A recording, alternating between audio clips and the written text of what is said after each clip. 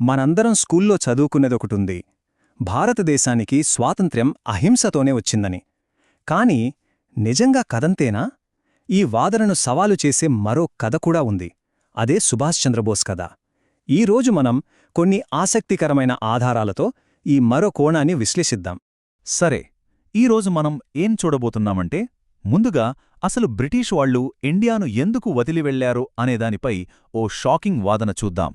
ఆ తరువాత ఈ కథలో హీరో అయిన సుభాష్ చంద్రబోస్ ఎలా ఒక తిరుగుబాటుదారుడిగా మారారో తెలుసుకుందాం.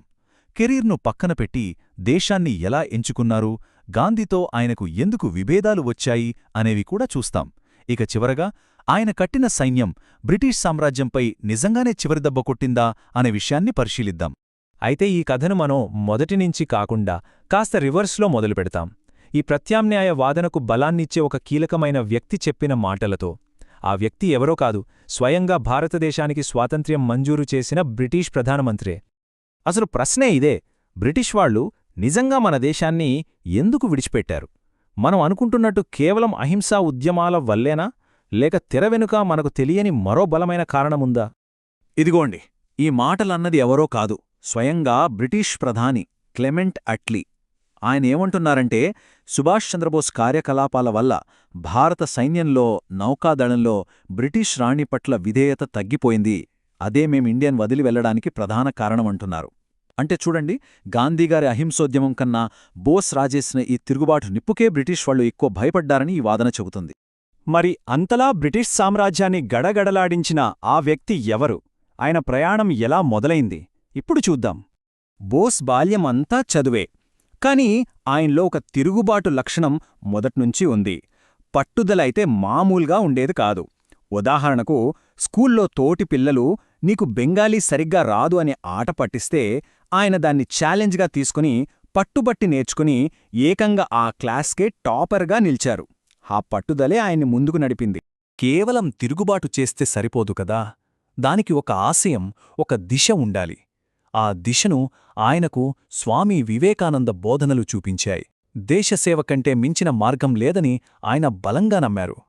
ఇక్కడే ఆయన జీవితంలో ఒక అతిపెద్ద మలుపొచ్చింది. ఒకవైపు బ్రిటిష్ సామ్రాజ్యంలో అత్యున్నత ఉద్యోగం, మరోవైపు దేశ స్వాతంత్ర్యం కోసం ప్రమాదకరమైన పోరాటం. ఆయన దేన్ని ఎంచుకున్నారు? 1920లో ఆ రోజుల్లో అత్యంత కఠినమైన పరీక్ష ఇండియన్ సివిల్ సర్వీస్, అదేనండి ఐసీఎస్. ఆ పరీక్షను బోస్ కేవలం 8 నెలల ప్రిపరేషన్తో ఏకంగా 4వ ర్యాంకుతో పాసయ్యారు. ఇది మామూలు విషయం కాదు. అది బ్రిటిష్ ప్రభుత్వంలో ఒక భారతీయుడు పొందగల అత్యున్నత గౌరవం.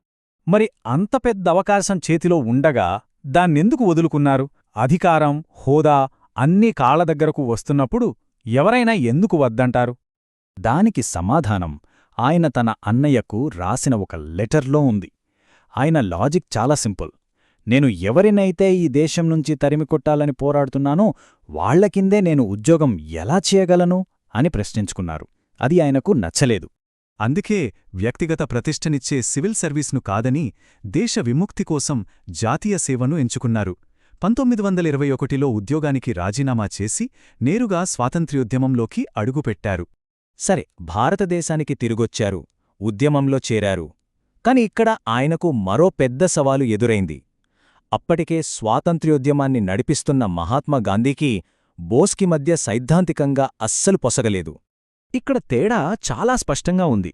గాంధీజీ మార్గం అహింస, శాంతి. నెమ్మదిగానైనా సరే బ్రిటిష్ వారి మనసు మార్చి స్వాతంత్ర్యం తెచ్చుకోవాలనేది ఆయన ఆలోచన. కాని బోస్ ఆలోచన వేరు. అవసరమైతే ఆయుధం పట్టినా సరే తక్షణమే సంపూర్ణ స్వాతంత్ర్యం సాధించాలి అనేది ఆయన పట్టుదల. గాంధీ పద్ధతులు చాలా నెమ్మదిగా ఉన్నాయని, అవి ఉద్యమాన్ని నీరుగారుస్తున్నాయని బోస్ భావించారు. ఈ ఇద్దరి మధ్య ఉన్న తేడాలు 1939లో కాంగ్రెస్ అధ్యక్ష ఎన్నికల్లో తారస్థాయికి చేరాయి. గాంధీగారు పట్టాభి సీతారామేను తన అభ్యర్థిగా నిలబెడితే బోస్ ఆయనకు వ్యతిరేకంగా పోటీ చేశారు. అప్పుడు గాంధీగారు పట్టాభి ఓటమి నా ఓటమి అని బహిరంగంగానే ప్రకటించారు. కాని ఫలితం అందరినీ ఆశ్చర్యపరిచింది. బోస్ ఏకంగా 203 ఓట్ల తేడాతో గెలిచారు. ఇది గాంధీగాయికి ఒక రకంగా రాజకీయంగా పెద్ద దెబ్బ. పార్టీలో బోస్కు ఎంత పట్టుందో ఈ సంఘటన నిరూపించింది. అయితే ఈ గెలుపు తర్వాత కాంగ్రెస్ నాయకత్వంతో ఆయనకు విభేదాలు మరింత పెరిగారు. చివరికి ఆయన పార్టీ నుండి బయటకు వచ్చి తన జీవితంలోనే అత్యంత సాహసోపేతమైన ప్రణాళికకు శ్రీకారం చుట్టారు. అదేంటంటే బ్రిటీష్ సామ్రాజ్యాన్ని దేశం బయటినుంచి దెబ్బతీయడం. ఆయన ప్రయాణం ఒక అద్భుతం. బ్రిటిష్ వాళ్లు ఆయన్ని హౌస్ అరెస్ట్ చేస్తే వాళ్ల కళ్ళు గప్పి మారువేషంలో తప్పించుకున్నారు. ఆఫ్ఘనిస్తాన్, రష్యా మీదుగా జర్మనీ చేరుకున్నారు. అక్కడ హిట్లర్తో సహా బ్రిటన్కు శత్రువులైన దేశాల నాయకులతో సమావేశమయ్యారు. వాళ్ల సహాయంతో ఆజాద్ హింద్ ఫౌజ్ అంటే మన ఇండియన్ నేషనల్ ఆర్మీని స్థాపించారు. ఈ సైన్యం యొక్క లక్ష్యం ఒకటే, బ్రిటీష్ వారిని యుద్ధంలో ఓడించి భారతదేశం నుండి తరిమికొట్టడం. దీనికోసం ప్రధానంగా యుద్ధంలో బ్రిటీష్ వారికి పట్టుబడిన భారతీయ సైనికులనే ఆయన సమీకరించారు. మరి బోస్ నిర్మించిన ఈ సైన్యం ఏం చేసింది? వాళ్లు అనుకున్నది సాధించారా? ఇది మనల్ని మళ్లీ మొదటి ప్రశ్నకు తీసుకొస్తుంది. అసలు ఐఎన్ఏ ప్రభావం ఎంత? చూడండి, సైనికపరంగా ఐఎన్ఏ పెద్ద విజయాలు సాధించలేకపోయి ఉండొచ్చు. కాని అసలు కథ యుద్ధం తర్వాత మొదలైంది. యుద్ధంలో పట్టుపడిన ఐఎన్ఏ సైనికుల్ని బ్రిటిష్ వాళ్లు ఇండియాకు తీసుకొచ్చి ఎర్రకోటలో విచారణ మొదలుపెట్టారు. ఆ విచారణలకు వ్యతిరేకంగా దేశవ్యాప్తంగా నిరసనలు వెల్లువెత్తాయి. కాని అన్నింటికన్నా ముఖ్యమైన విషయమేంటంటే, ఈ ఐఎన్ఏ సైనికుల కథలు విని బ్రిటిష్ ఇండియన్ ఆర్మీలో, రాయల్ ఇండియన్ నేవీలో ఉన్న భారత సైనికులు కూడా తిరుగుబాటు చేశారు. 1946లో జరిగిన నౌకాదళ తిరుగుబాటు దీనికి అతిపెద్ద ఉదాహరణ. ఇక్కడే ఉంది అసలు పాయింట్.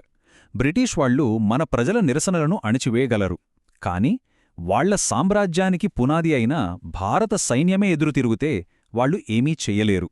ఎప్పుడైతే సైనికుల విధేయత దెబ్బతిన్నదో అప్పుడే భారతదేశంలో తమ పాలనకు రోజులు దగ్గరపడ్డాయని బ్రిటిష్ వాళ్లకు అర్థమైపోయింది.